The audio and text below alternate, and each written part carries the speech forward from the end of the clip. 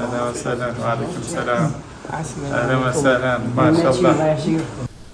بسم الله الرحمن الرحيم. الحمد لله والصلاة والسلام على رسول الله sallallahu teala aleyhi ve sellem.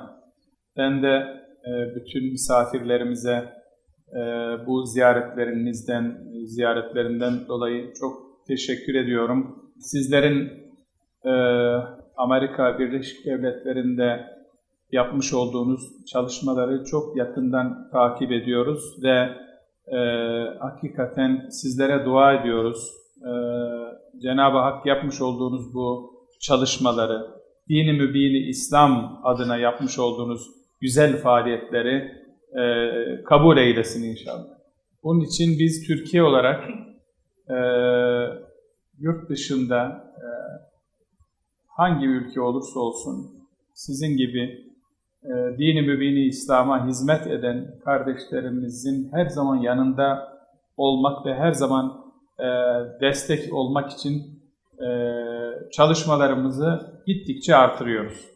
Milletimizin büyük teveccühü ve destekleriyle Washington'da yapmış olduğumuz Diyanet Center bunun en büyük göstergelerinden birisidir. Çünkü orası bütün Müslümanlar için, Amerika'da yaşayan bütün Müslümanlar için bir merkezdir esasında.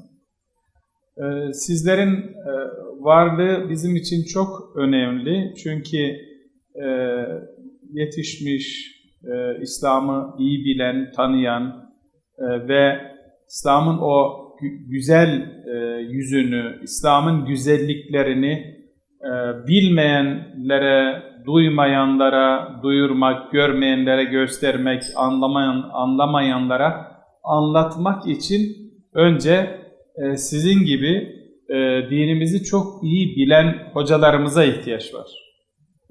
Peygamber Efendimizin metodu tamamen tebliğ üzerine, davet üzerine bir metottur. Bizim derdimiz aşırılıklardan uzak, hurafelerden uzak, doğru dini bilgiyi insanlara ulaştırmaktır. Batı'da, Avrupa ülkelerinde olsun, Amerika'da olsun, yani hızla artmakta olan ve İslamofobiden anti-İslam'a evrilen bu anlayışa karşı bizim İslam'ın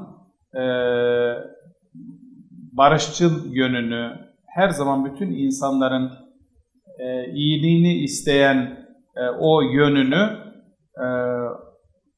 peygamberi bir metotla, Kur'ani bir metotla sürekli anlatmamız gerekiyor. Aslında İslamofobi kavramının oluşturulması haksızca bir girişimdir.